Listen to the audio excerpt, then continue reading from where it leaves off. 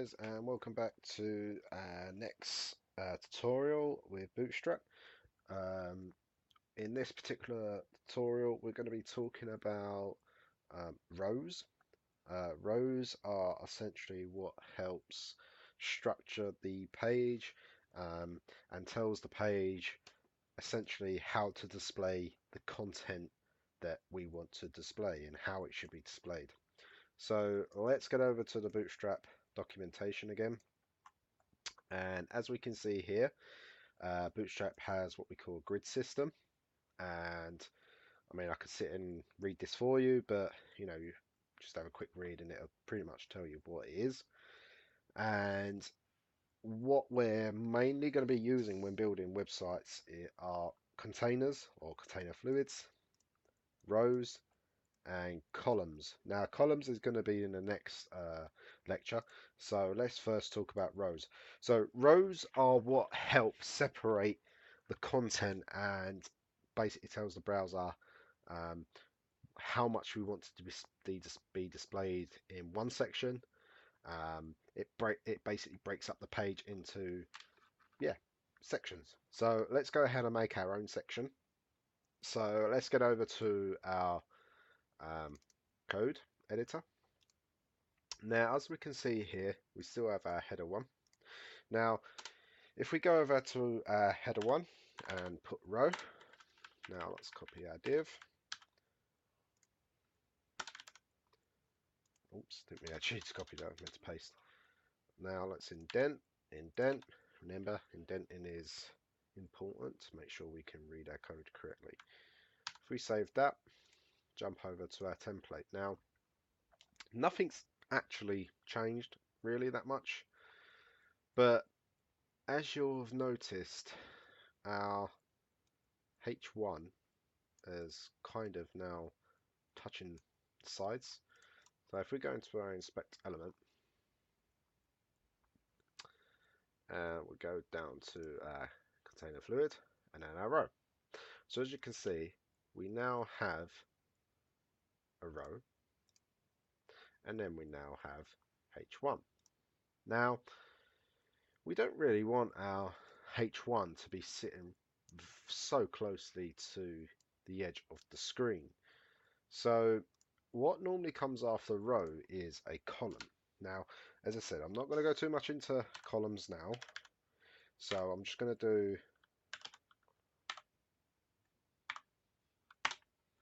a div, which I want it to be 6 wide. Again, we're going to go over that in the next video, so don't worry too much. I saved that. You can now see I've got my padding back. So if we go back into our inspect element, so we start with our container fluid, so we want it to be full width, go down to row. Now the row is taking up the full width of the page, and then we have column. So if I drag this down a little bit, as you can see, that is now half of the page. Well, but if you look very closely, we've got our column, which is a child of row. Now, what happens if we want to do that again? But if we look at our page, if we do that again, where exactly is our next section going to go? Is it going to go on the same line? Or is it going to go on underneath? What do you reckon? Well, let's find out. So let's go ahead and copy our row and header 1. We'll go ahead and paste this. And we're going to change this to second row. So if we save that, and look, it's actually jumped down to the next underneath it. Well, let's have a look at this. So we've got row, okay, and then we've got mid. Now, you might have looked at this and thought, well, that's half the page, so technically the next one should be able to fit next to hello world, so it's on the same line. No, because of the parent. The parent is taking the full width of the page, so it's telling it this is one section of the page. And then when we pasted our second one, this is another section. So if we do it again, what's going on here with my indenting? Let's put that back. There we go. Right, so let's go ahead and copy. Let's sort out our indent again. I don't know why it pastes it like that. It's annoying. Oops. Right, let's go that, and we'll go third row. And there we go. We've now got a third line.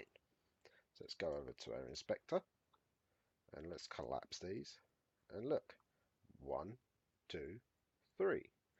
So in theory, they act a bit like a table in the sense that with a table, you put a TR for the table row, and then you put a TD, which is our column, inside the TR. Now, obviously, we're not using tables, but the theory behind it is the same in the sense that we're just creating a row, and then we're putting our column inside the row, and then our content within the column. So I know, again, we're not going to go too much, but if we did actually want something to be on the same line, whoopsie, missed the bracket. Okay, so we put 6.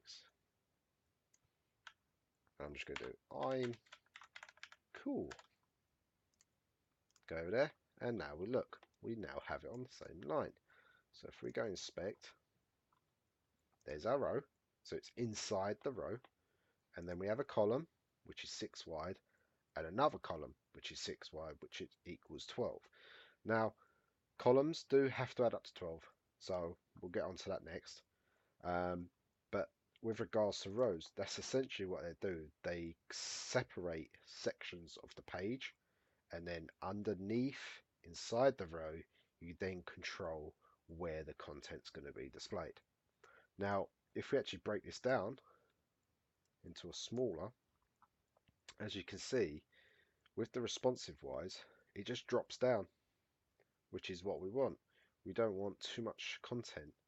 See, I know you're probably saying like, well, there's loads of white space left. Well, yes and no. So this is where responsive design comes into it. This is where we need to decide on how we're going to lay out the content. Now, if we look at the column, because that column is a 6, right? Now, if we didn't want that to drop down a row like that, basically what we'd need to do is we'd need to start playing around with the column sizes. Now, if we've got I'm cool, that's not a lot of content. So do we really need the column that big? We probably don't. We could probably drop that down to maybe a 3. So again, nothing's really changed, but if we go into our inspector and then go like this, as you noticed, the column is now a lot smaller, so we should, in theory, keep going, keep going, keep going. It gets slightly a bit more content, but then if we drop this one down to a 3, oh wow, look at that. Now we can have, that's because the columns don't add up to 12, but you get the picture that, we can create the column sizes based on the content that we're going to have. So yeah, that's pretty much it. So again, remember that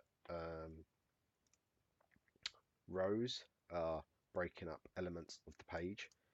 Columns are basically telling how the browser how the content is going to be displayed, and the actual content is then the content. So let's finish that there. We'll jump onto columns next. There's a lot more to columns with regards to the breakpoints. So another reason why that's breaking at that particular point is because of this fixture here. So we'll talk about that next, and I'll see you in the next lecture.